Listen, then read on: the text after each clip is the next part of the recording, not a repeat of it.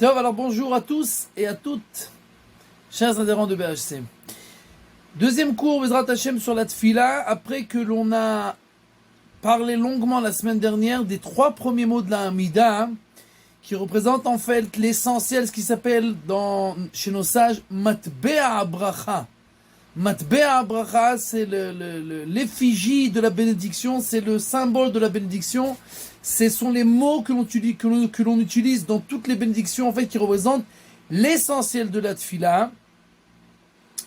Alors, on va faire ça un peu à l'envers, et aujourd'hui, on va retourner un peu en arrière pour faire une petite introduction à la demande du président de BHC sur la Tfila Bezrat Hashem.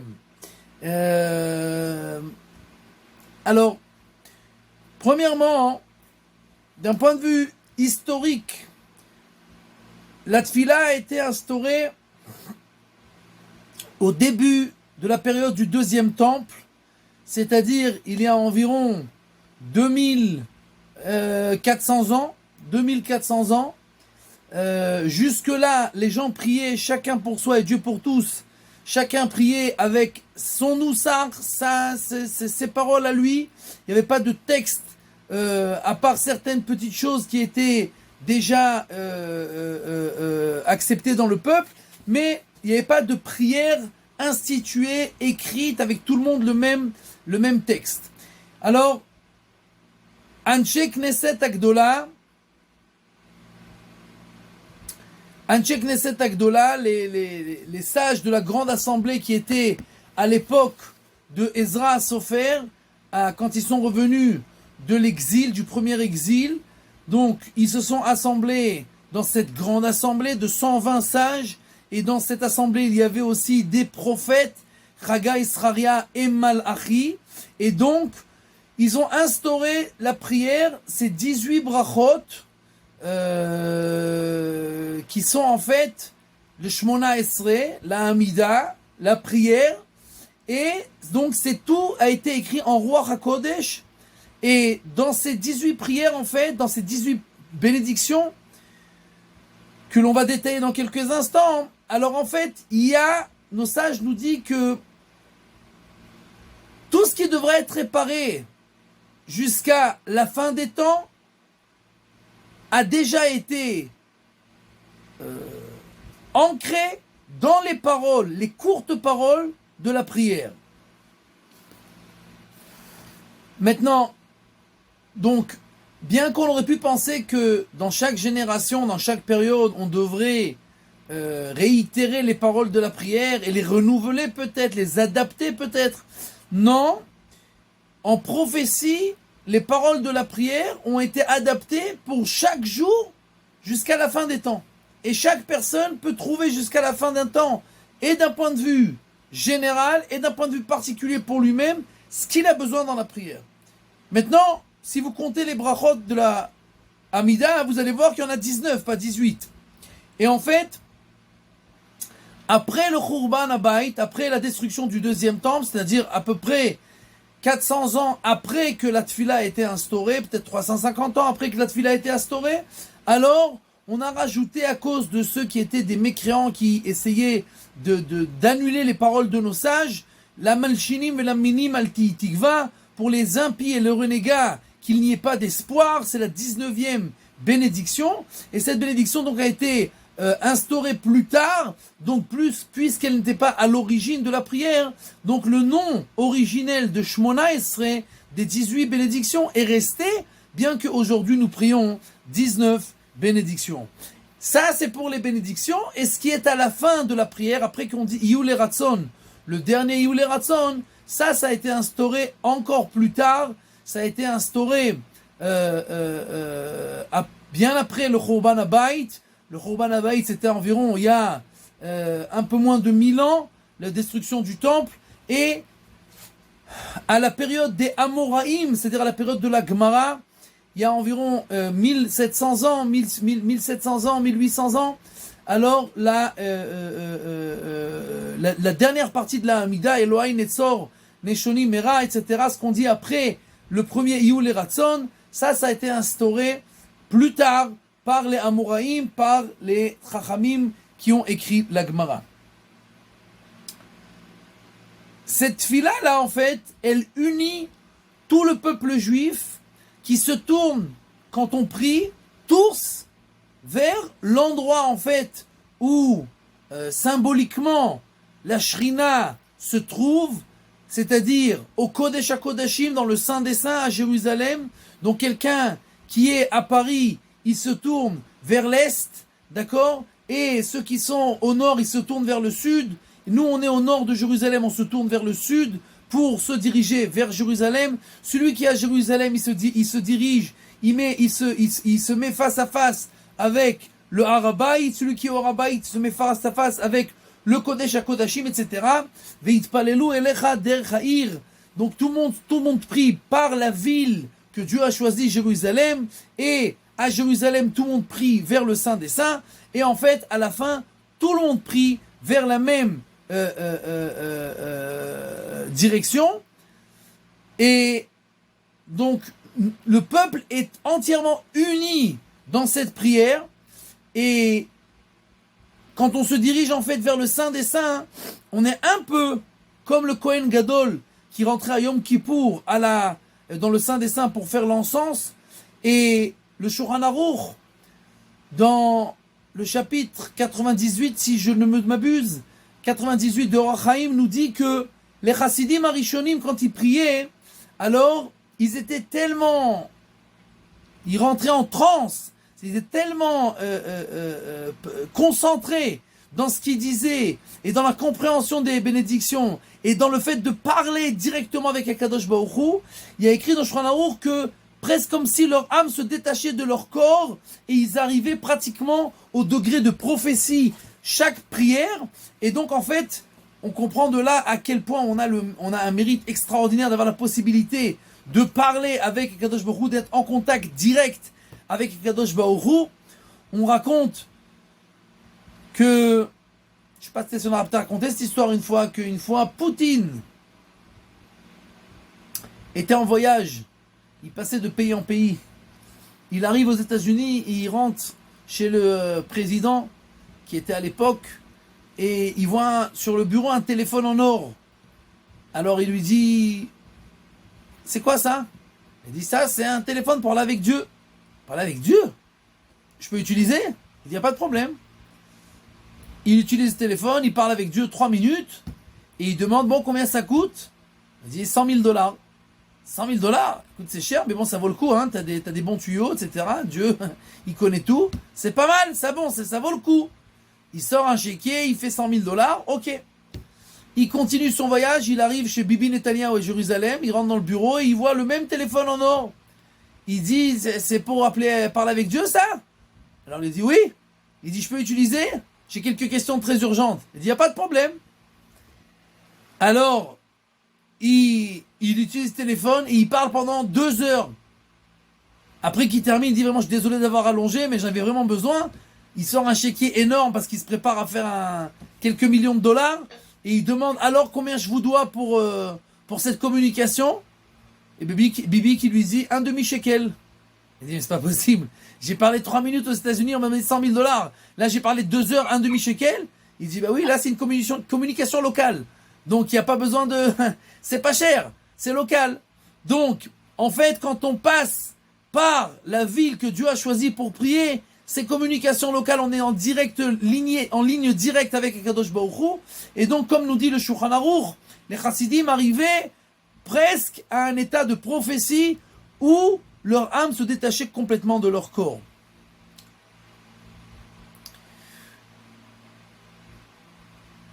Bien entendu, donc, cette prière-là, on doit faire très attention d'être concentré, de comprendre ce qu'on dit, chaque mot, etc. Et ce qui est très important aussi, c'est surtout la première bracha, la bracha de Avot, Baruch Ata Hashem Magen Avraham, Elokeinu ve'Elokei Avotenu. On va en parler dans quelques instants, on va retourner à la prière elle-même. Et donc, cette première bracha qui nous parle en fait de la grandeur d'Akadosh Baruch Hu, c'est inconcevable de parler de la grandeur d'Akadosh Baruch Hu et de ne pas avoir l'intention de ce qu'on dit, de ne pas être concentré sur ce qu'on dit. Donc, normalement, il y a écrit qu'on devrait revenir. Même quelqu'un qui a dit là-bas, Baruch Ata Hashem Magen Avraham, mais il n'avait pas l'intention, il n'a pas compris ce qu'il a dit, il devrait revenir sur la bracha, mais nos sages nous disent que de toutes les façons, aujourd'hui, on n'est pas concentré. Donc, même si on va lui dire de refaire la bracha, il va pas être concentré. Et de toutes les façons, il va pas faire mieux que la première fois. Donc, il ne refait pas. Mais c'est très important de faire attention, a priori, de vraiment, vraiment, vraiment se concentrer au moins à la première bracha.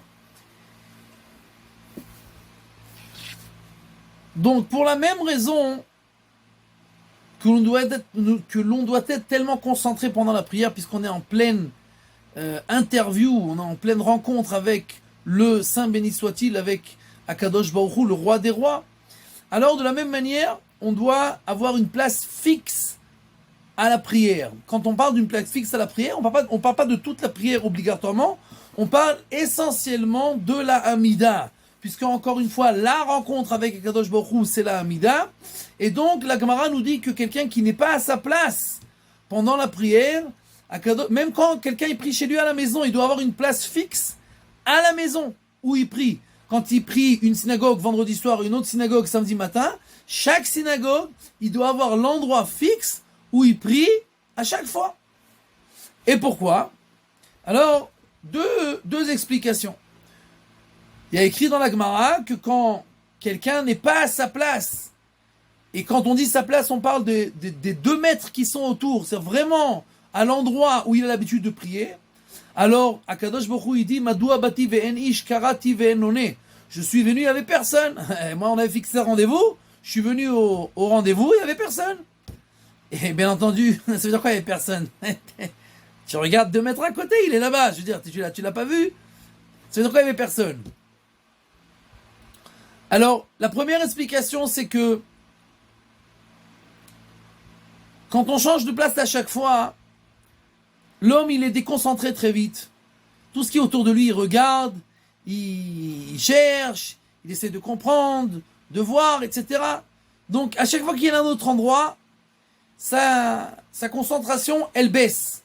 Quand on est toujours au même endroit, on est toujours devant le même mur, on voit toujours le même trou dans le mur, alors ça y est, on connaît par cœur, on est tout le temps concentré, on n'est que dans la prière, on regarde rien autour.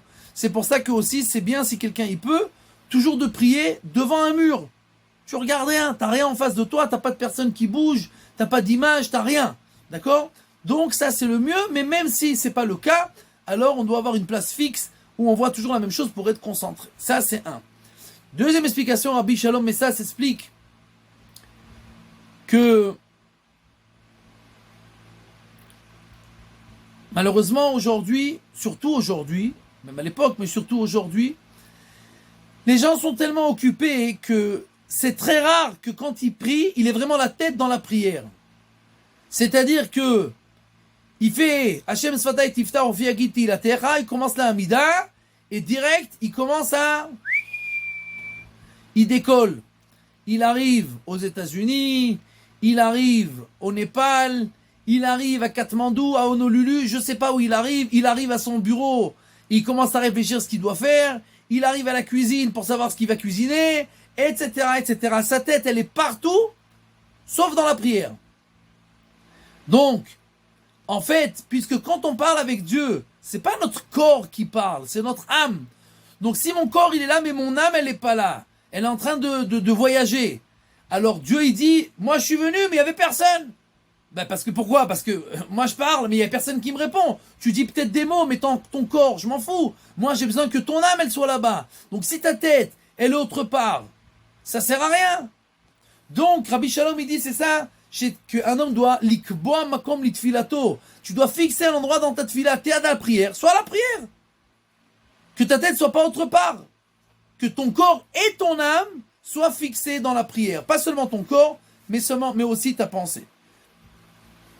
Donc, pour symboliser ça, on fait 3 pas en arrière au début et 3 pas en avant.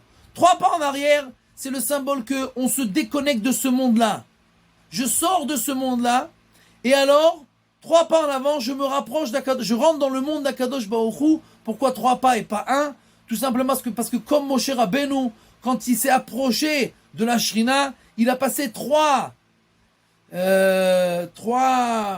barrage, Anan, Chosher ve'arafel, ken, et après Moshe, Nigash el Elohim, il s'est approché d'Akadosh Baruch Hu.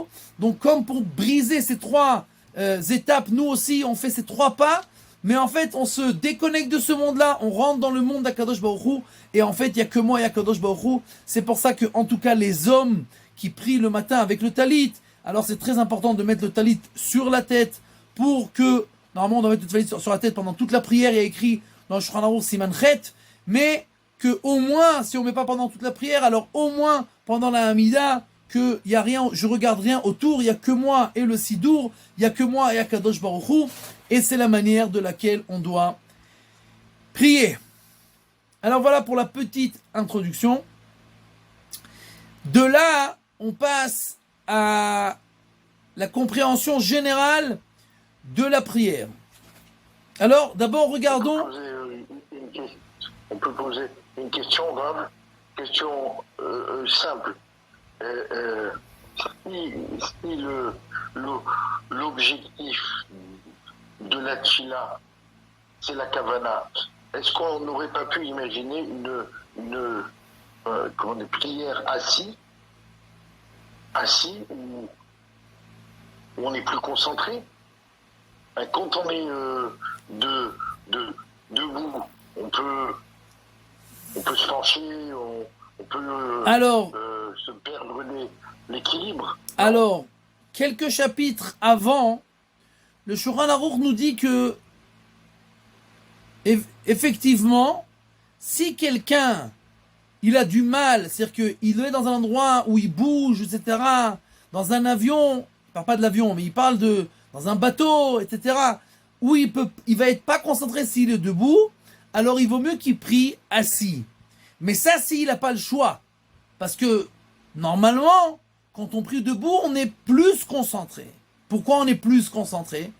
Tout simplement parce qu'il y a deux choses quand on est debout. Un, quand on a un rendez-vous avec le roi des rois, on ne s'assoit pas. On est debout pour montrer qu'on est... Parce que le fait de s'asseoir, c'est comme quelqu'un, par exemple, qui vient au tribunal. Alors il se met debout pour donner du respect à celui qui est en face de lui. Il se met debout, on s'assoit pas, on s'assoit à la maison. On s'assoit pas devant les gens importants. Quand on vient parler avec quelqu'un qui est important, on se met debout, etc. Donc vu que notre rendez-vous avec Akadosh Baruch Hu, c'est le plus important, alors on doit se mettre debout. C'est pour nous donner plus le respect de l'événement. Et deuxièmement, pendant la prière, on se prosterne plusieurs fois.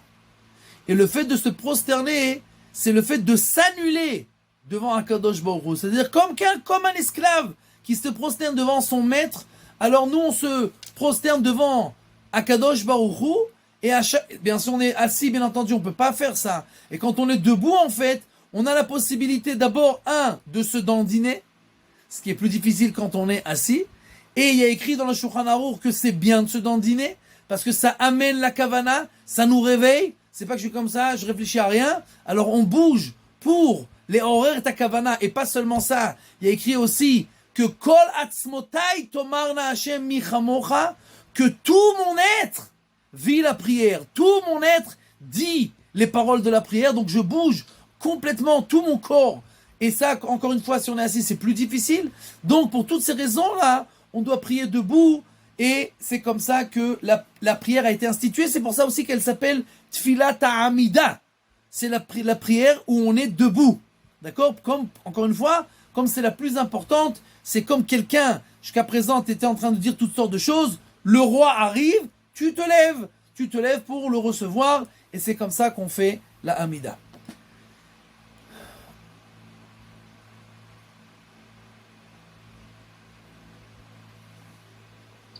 Merci Rav. Ken, mais il y a une question encore. Je peux parler? Ken. Je vais ouvrir une petite parenthèse. Je vais vous raconter une histoire de Papa Joseph. Il était dans une ville de gens un peu timimides. Il est parti dans une synagogue, Shabbat. Et ils ont ouvert le Echal. Et tu vois toute la Keïla qui s'éloigne. Papa Joseph est resté debout. Il était là. Alors après, ils sont venus מה אתה? הוא אומר לו, הוא רגיל אליי ואני רגיל אליו. אנחנו רגילים אליו. Tu comprends la différence? כן, כן. Entre... Hein? Oui, oui, oui. Très bien. Des fois, יפה מאוד. c'est une vraie histoire, hein? Papa Joseph l'a vécu. יפה מאוד. טוב, alors, nous continuons. Et donc maintenant, les grandes lignes de la prière, de la Hamida. Alors la Hamida, elle se répartit en 3 parties. Il y a les 3 premières brachot où on parle de la grandeur d'Akadosh Baruch Hu. Shevach. Magen Avraham, il ressuscite les morts. Il est Kadosh, il est loin de nous, il est extraordinaire, il est le plus élevé de tous. Ça, c'est les Shalosh Birkot HaShevach. Les louanges que l'on fait avant qu'on commence. Quand tu viens chez le roi, tu commences pas à dire bonjour, j'ai besoin que tu me donnes et que tu me donnes et que tu me passes, etc. Non. Votre grandeur, votre majesté, vous êtes tellement extraordinaire, etc., etc. Alors les 3 premières brachot, c'est les louanges et la grandeur d'Akadosh Baruch Hu.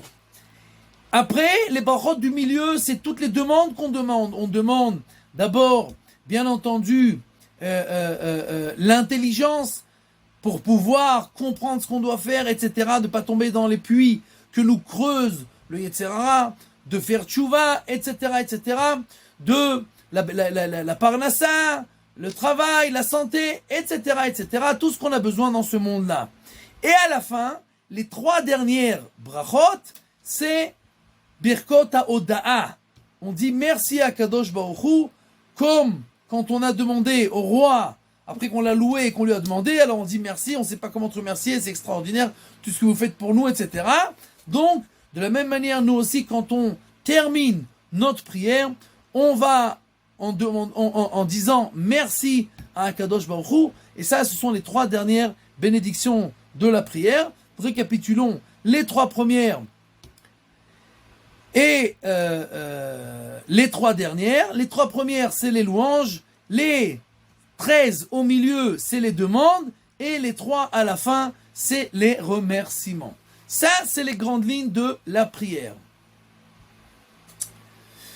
Maintenant, regardons quelque chose de très, très, très intéressant. Vous allez voir comment la prière, elle est tout à fait extraordinaire. Les 13 brachot, c'est 4, 4, 1, 4 et 4. Et on va voir que en fait, 3, 3, 1, 3 et 3. Et si on va voir que là, il y a un ordre tout à fait extraordinaire dans les brachot. On commence d'abord, chacun pour soi. On demande pour soi. Et quand on demande pour soi, chacun pour soi, on demande bien entendu qu'est-ce qui est plus important, le matériel ou le spirituel. Alors d'abord le spirituel. Parce qu'on est là dans ce monde-là pour s'approcher d'Akadosh Baruch Hu. S'il n'y a pas de spirituel, pas besoin de matériel, c'est même pas la peine de vivre. Donc, regardez bien, les 3 premières brachot, c'est le spirituel particulier. Les 3 brachot d'après, c'est le matériel du particulier. La bracha du milieu, c'est le passage du particulier au tzibour, à la communauté. Les 3 d'après, c'est le spirituel du tzibour, du klal, de la communauté, du peuple. Et les 3 dernières, c'est le matériel du peuple. C'est tout à fait extraordinaire. Les 3 premières, c'est Ata chonen l'adam da'at. Tu nous donnes l'intelligence pour étudier, etc. Ashivenu Hashem Toratecha, tu nous aides à faire tchouva. Slach lanu Hashem Elokenu, tu nous pardonnes nos fautes. Donc ces 3 choses-là, c'est bien entendu tout ce qui a trait au spirituel du particulier. Aide-moi à faire tchouva donne-moi l'intelligence pour que je puisse étudier, pardonne-moi. Ça, c'est les trois premières, le spirituel du particulier. Après, Refaenu, guéris-moi, c'est le corps. Barech alenu, Refaenu, Goël Israël. Là, on ne parle pas de la Géoula. On verra, la Géoula, c'est Et Semar David Avdecha. C'est la délivrance, et à la fin, c'est la Géoula pratique. Quelqu'un qui a des problèmes, il dit à Kadosh Baruch Hu, délivre-moi. Pas dans les trucs spirituels, dans ce monde-là. Et, à la fin, Barech alenu, c'est la Parnassa, c'est la bracha qui parle de ce qu'on va gagner, de notre travail, etc. Donc, les trois prochaines brachot, c'est ce qui parle du matériel, du particulier. Et après, on passe du particulier au Tzibour. C'est la bracha de Mekabetz Nitre Amo Israël. C'est quoi Mekabetz Nitre Amo Israël? Dieu, il a pris tous les juifs qui sont éparpillés, hop, c'est chacun pour soi, et il les a ramenés en Israël tous ensemble pour être le peuple d'Israël. C'est-à-dire que la bracha du milieu, c'est le passage du particulier au klal, au tzibour. Et maintenant, on commence avec le tzibour. Les trois brachot d'après, c'est la malchinim et la minim, ala tzadikim et ala chassidim, et ashiva shoftenu kevarishona. Donc ce sont les trois choses spirituelles que le peuple juif a besoin en tant que peuple. 1. Élimine les réchaïm et les mécréants pour que l'on ne soit pas influencé d'un point de vue spirituel dans le mal. Renforce les tzadikim du peuple pour qu'ils nous enseignent la Torah. Et troisième bracha générale spirituelle, Ashiva Shoftenu Kevarishona, ramène nos juges comme à l'époque du grand tribunal pour que le peuple entier puisse être dirigé par la Torah. Donc, les trois brachot qui représentent le spirituel de la communauté, et les trois dernières brachot, c'est le matériel de la communauté. On demande à Kadosh Baruch Hu d'amener le Mashiach pour qu'il nous délivre de tous les maux qu'il y a dans ce monde-là. Et Semar David Avdecha, ça c'est le Mashiach. Bonei Yerushalayim, d'accord, qui va construire physiquement Jérusalem, et bien entendu Shema Kolenu, qui entend toutes les demandes du peuple juif qui ont trait à tout ce qui a tout le matériel et toute la base matérielle de ce monde-là. Alors les trois dernières brachot qui sont avant les trois dernières sur les remerciements, alors ce sont les trois brachot qui ont trait au matériel du klal et du tzibour. Donc, ce que je vous dis là, c'est pas moi qui l'ai inventé, c'est le Rav Eli Munk qui écrit ça dans Olam HaTfilot, mais je crois que c'est tout à fait flagrant de voir cette construction étape après étape. Tout est parfait dans la prière. C'est une construction étape après étape. Et donc, ça c'est pour le schéma général de la prière. Et donc maintenant, nous revenons à l'endroit où on s'est arrêté la semaine dernière. Tout ça, c'était pour l'introduction qui nous a été demandée. Et donc, maintenant, nous passons à la première bénédiction, Magen Avraham. Donc, on a expliqué la semaine dernière, Baruch Ata Hashem, béni sois-tu Akadosh Baruch Hu, Elokeinu ve'Eloke Avotenu. Donc, notre Dieu est le Dieu de nos pères. Alors, pourquoi on dit notre Dieu et le Dieu de nos pères? Ça suffit de dire notre Dieu ou le Dieu de nos pères. Qu'est-ce qu'il y a besoin de dire les deux? Alors, premièrement, on introduit pour nous-mêmes. Tu sais pourquoi je prie? Parce que Dieu peut tout faire. Qui c'est qui t'a dit? D'où tu sais? Peut-être qu'on s'est foutu de toi. Il n'y a pas vraiment de Dieu. Alors le Kuzari nous dit que la différence entre les religions, c'est que les dévoilements dans toutes les religions a été fait à un être. Jésus, Mohammed, C'est un être qui a eu une illumination et qui est venu et qui a dit voilà, j'ai vu, j'ai entendu, je sais, etc. Ok. Est-ce qu'il a vraiment eu l'illumination? Est-ce qu'il a rêvé? Est-ce que c'est vrai? Est-ce qu'il a inventé? Personne ne peut savoir. Mais le peuple juif, le dévoilement divin a été devant tous nos ancêtres.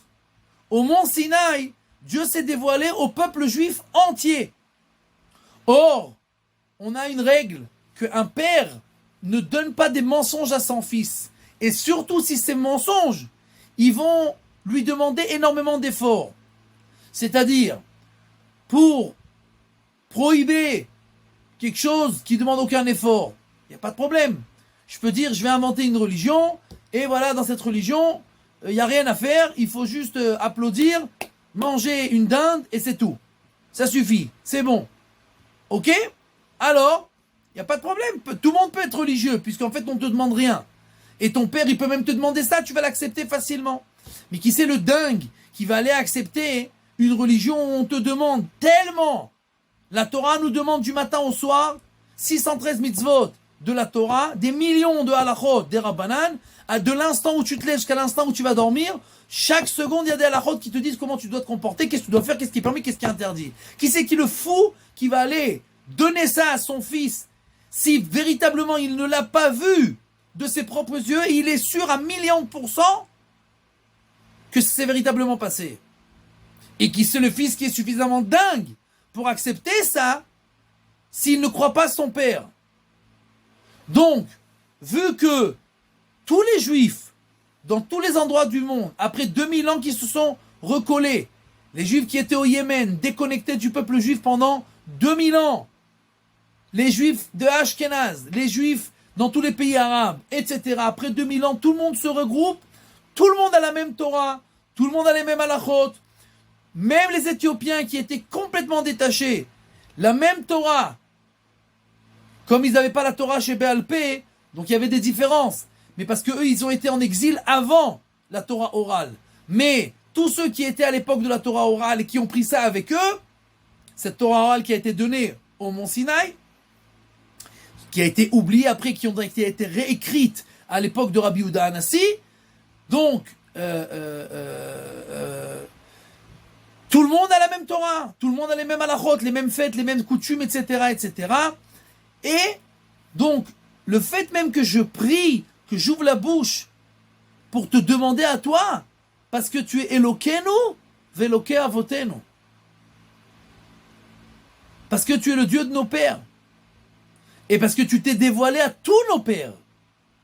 Et donc nous savons que tu es le véritable Dieu. Nous avons une fête tous les ans. Et pour ne pas qu'on se trompe, c'est pas à l'oral. Je vais te chanter une chanson. La chanson, elle peut être déformée, c'est le téléphone arabe. On change des mots, on oublie, on transforme, on adapte. Non, non, non, non, non. Tous les ans à Pessah, à la Pâque juive, alors on a tous les mêmes coutumes et le même texte que mon père a appris de son père, qui a appris de son père, qui a appris de son père, qui a reçu de son père, qui était au Mont Sinaï et qui a dit à son fils, voilà ce qu'il y avait, alors mange la matzah, mange le maror, dis la Haggadah, et là-bas il y a écrit qu'on a reçu la Torah et qu'on a vu Akadosh Baruch Hu. L'autre père a dit la même chose à son fils, l'autre père a dit la même chose à son fils, et l'année d'après le fils a fait et a enseigné à son fils, jusqu'à aujourd'hui où nous disons tous la même chose et que nous témoignons tous que Elokeinu, c'est Eloke Avotenu, c'est le Dieu de nos pères. Et donc le Kuzari nous dit que ça c'est la preuve que le judaïsme a véritablement été accepté et donné par Dieu, puisque c'est quelque chose qui a été témoigné par des millions de personnes en même temps. Après qu'on a dit Elokeinu veloke avotenu, qu'est-ce qu'on a besoin de dire Elohé Avraham, Elohé Yitzhak, velohé Yaakov? Le Dieu de nos pères, Avraham, Yitzhak et Yaakov. Ça suffit, ou tu dis le Dieu de nos pères, ou tu dis le Dieu de Avraham, Yitzhak et Yaakov. C'est la même chose. Alors d'après ce qu'on vient d'expliquer, c'est déjà pas la même chose. Puisque Elokeinu veloke avotenu, c'est le Dieu de nos pères, que nos pères nous ont fait passer l'héritage que Dieu, c'est lui, le Dieu, c'est lui qui a donné la Torah, qui nous a délivrés d'Égypte, etc. Et en plus, c'est le Dieu d'Abraham, Yitzhak et Yaakov. Mais il y a encore plus profond que ça. Un père... Gabriel, essaye de ne pas trop bouger parce que c'est entrecoupé, on n'entend pas bien. Oui, madame. Je sais que... Oui, madame. Mais je te dis... Ken. C'est vraiment mais écoute, ça va. Sauf.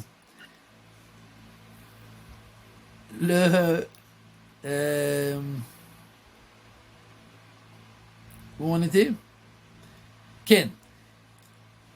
Un père qui est un bon éducateur, alors il y a écrit, Shlomo HaMelech nous enseigne, Chanoch lanar alpi darko, gam ki yaskin lo yasur mimena. Il faut éduquer chaque enfant par rapport à ce qu'il a besoin. Et des fois, on pourrait croire que Dieu, en fait, il croit qu'on est tous des saints, et donc si quelqu'un bouge, paf, il s'en prend plein la tête, et on ne reçoit pas ses prières, etc., etc., etc. Non.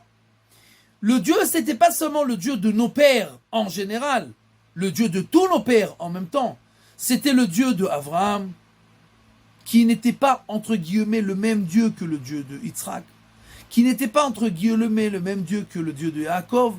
C'est-à-dire, c'est bien entendu le même Dieu, mais son kesher, son lien avec chaque personne, avec chacun de nos ancêtres qui avait sa spécificité, sa personnalité propre, etc. Avraham Avinu qui était Chesed, Yitzhak qui était Gvura, Yaakov qui était Emet.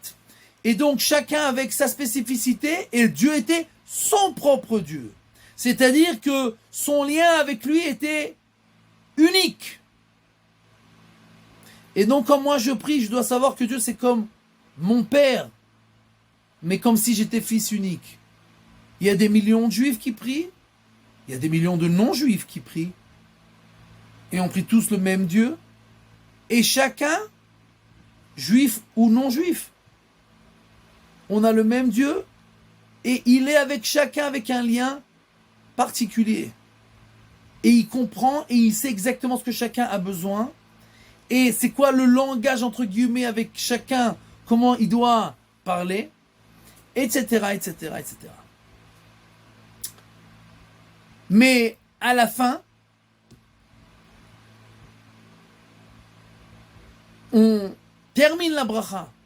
Elokeinu, veloke avotenu, Elo Avraham, Elo Yitzhak, Velo Yaakov, El Agadol, le Dieu qui est grand, qui est au-delà, etc. Baruch ata Hashem, soit Dieu béni sois-tu, Magen Avraham, qui protège Avraham.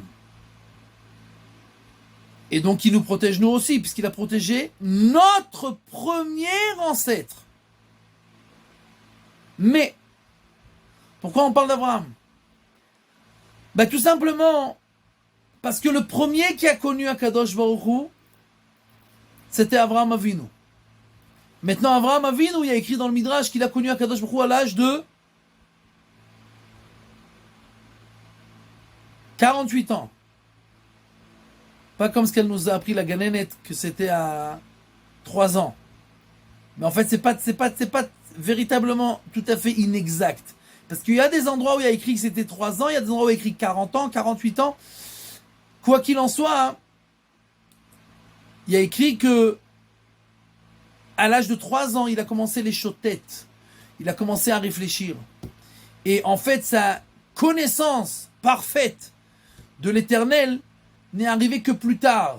C'est pas en 2 secondes qu'on comprend comment ça se passe, etc., etc. Je vais vous dire la vérité, c'est qu'aujourd'hui, je me suis approfondi après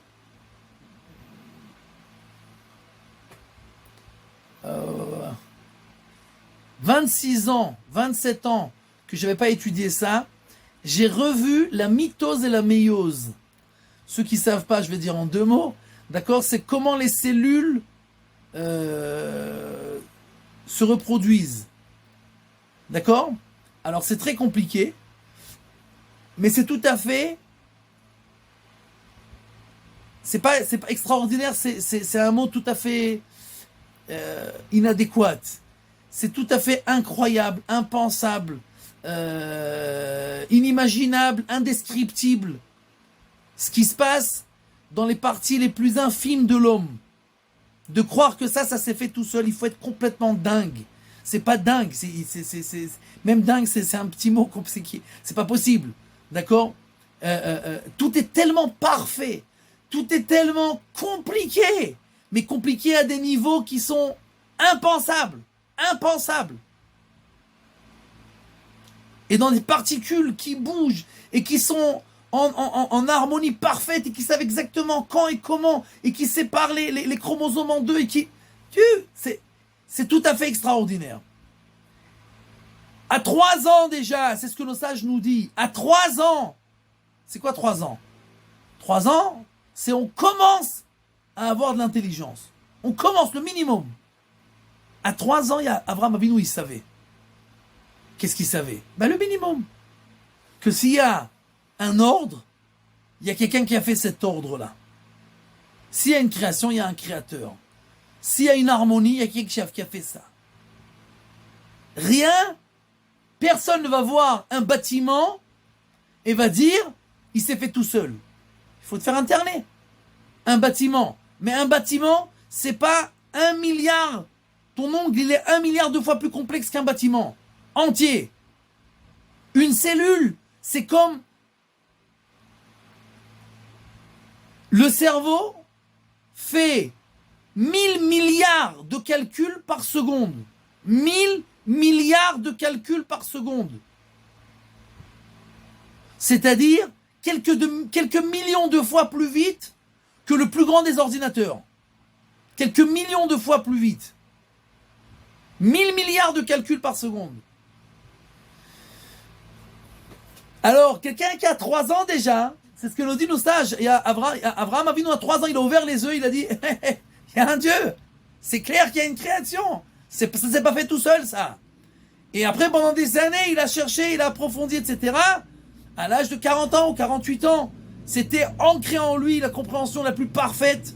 D'accord? Et donc, il a commencé, Vaikra, Beshem, Hashem, Elolam, il a commencé à répandre le nom de Dieu partout et à faire apprendre au monde la connaissance d'Akadosh Baruch Hu, le monde qui était tout à fait idolâtre, qui était dans la bassesse la plus totale et l'animalerie la plus totale, c'était les meurtres, etc. D'accord? Alors, ils ont commencé à apprendre qu'il y a un but dans ce monde-là et que le monde n'a pas été créé au hasard. Et donc, on termine la première bracha. Si nous, on prie aujourd'hui et qu'on a eu le mérite que on a eu un dévoilement à nos pères, à Yitzhak et à Yaakov, c'est surtout parce que Magen Avraham, parce que Dieu a pris sur lui que celui qui le découvre, alors il le protège. Nous, on commence notre prière pour demander la protection divine. Le premier qui a eu la protection divine et qui nous a donné la possibilité d'avoir cette protection divine, c'est Magen Avraham, c'est Avraham Avinu qui a dévoilé le nom divin dans ce monde-là. Et si on comprend ça, en 2 minutes, on va juste expliquer quelque chose que beaucoup de gens ne comprennent pas. C'est que quand Avraham Avinu, il est arrivé en Égypte, après qu'il y a eu la famine en Eretz Israël, il est descendu d'Égypte, il est arrivé, d'Eretz Israël, il est arrivé en Égypte. Alors il a dit à sa femme, Imrina achotiat lemani tavli ba'avorer vechaita nafshi biglalech. Dis s'il te plaît que tu es ma sœur, pour que le me fasse des cadeaux et pour qu'on me laisse en vie. Pourquoi? Parce que si tu vas dire que tu es ma femme, et comme tu es belle, ils vont vouloir te prendre. Or, comme tu es marié, ils vont me tuer. Donc il dit à Abraham, dis que tu es ma sœur, comme ça on va pas me tuer. Mais il dit pas on va pas me tuer d'abord, il dit d'abord on va me donner des cadeaux, et en plus on va me laisser en vie. C'est quoi cette histoire-là? Ta femme, tu la vends comme ça? 2, pourquoi tu fais passer les cadeaux avant ta vie? Dis vechaita nafshi biglaler, je vais d'abord vivre, et peut-être après, parce que je suis ta sœur, alors pour les gens qui vont te marier avec toi, je veux recevoir des cadeaux. Mais pourquoi tu fais passer les cadeaux avant ta vie? Alors, la vie de Abraham n'avait strictement aucun sens, au sens physique du terme. Le Ohr HaChaim HaKadosh nous dit que les tzadikim, ils préfèrent ne pas avoir d'enfant que d'avoir un enfant qui ne va pas dans le droit chemin. Comme ça, il dit le Ohr HaChaim HaKadosh. Un enfant qui n'est pas dans le droit chemin, il vaut mieux pas avoir d'enfant du tout. Pourquoi? Parce qu'il est là pourquoi? Ça sert à quoi qu'il soit là? À rien, s'il n'est pas dans le droit chemin. Donc moi, j'ai foiré ma vie, et il aurait même pas qu'il soit né. Donc, Abraham Avinu, il dit, moi, ma vie physique, il n'y a aucun lieu et aucun intérêt, et j'en ai rien à faire. Mais j'ai besoin d'argent. Pourquoi j'ai besoin d'argent? La Gemara nous enseigne comment Abraham Avinu faisait faire tchouva aux gens, comment il apprenait aux gens de connaître Akadosh Baruch Hu. Comment il l'a fait? Il a construit un hôtel aux frais de la princesse. Il a demandé de l'argent à personne. Il avait une cuisine qui cuisinait 24 heures sur 24. Les gens qui passaient là-bas chez lui, c'était la maison du bon Dieu. On rentrait, on mangeait tout à l'œil. Et à la fin, quand on voulait payer le très bon repas qu'on avait reçu, on demandait à Abraham Avinu, combien je te dois? Il dit, à moi, tu ne me dois rien. Tu dois à celui qui a dit et que le monde a été. Il faut dire merci à Kadosh Baruch Hu. Kadosh Baruch Hu, qui c'est Kadosh Baruch Hu? Et il commence à l'expliquer. Ce pain-là, d'où tu l'as eu? C'est de la farine. La farine, d'où ça a été? Ça a été par le blé. Le blé était dans la terre, etc. Les cellules. Comment tu crois que ça a grandi pour devenir du blé, etc. Tu crois que c'est comme ça? Hop, hop, hop, hop, hop, hop, hop. Et il lui apprend, il lui fait connaître Kadosh Baruch Hu. Tout ça, ça coûtait énormément d'argent. Et Abraham Avinu n'avait pas d'argent. Donc il savait, il y a écrit dans la Gemara, dans Masechet Baba Metzia, que la bracha de l'argent, elle arrive chez l'homme par l'intermédiaire de sa femme. Toujours. Et quel passouk la Gemara elle amène pour amener ça? Vegam la Abraham etiv ba'avura. Il ramène le passouk de cette paracha là, où Pharaon a donné des cadeaux à Abraham grâce à Sarah. Mais Abraham il a donné sa femme. Non, c'était tout calculé. La bracha devait venir par l'intermédiaire de Sarah qui est la femme, et la bracha elle arrive que par la femme. Et Abraham il dit, moi j'ai besoin d'argent, beaucoup d'argent. Pourquoi? Pas pour vivre. Vivre, j'ai pas besoin de vivre. Vechaïta nafshi biglalech. Pour que mon âme vive. C'est quoi mon âme? Ve'eta nefesh asher asu becharan. Rashi nous dit, quand Abraham il a quitté son pays, il l'a quitté avec les âmes, l'âme, et un nefesh, l'âme qu'il a fait à Haran. Rashi nous dit que Abraham Avinu faisait convertir les hommes, Sarah faisait convertir les femmes, et ça c'était un nefesh, l'âme qu'il avait fait à Haran. Un nefesh, vechaïta nafshi. Je veux que mon nefesh, mon âme, tous ces gens-là que je dois convertir et leur apprendre l'existence de Dieu, j'ai besoin d'argent pour ça. Donc, tout ça, ça a été grâce à Abraham Avinu. C'est lui qui a fait connaître Akadosh Baruch Hu au monde entier. À Anak Sheba Anakim, le géant de toutes les générations, qui a eu, grâce à cela, la protection divine et qui l'a passé à tous ses descendants jusqu'à nous. Et c'est pour ça qu'on dit à la fin de la première bracha, c'est pour ça que nous, Bichlal, on a la possibilité de se tourner vers Akadosh Baruch Hu et de demander sa protection et spirituelle et matérielle. Pourquoi? Grâce à notre premier ancêtre Avraham Avinu, qui a fait connaître le Dieu au monde entier. Voilà pour la première bracha. S'il y a des questions, c'est le moment.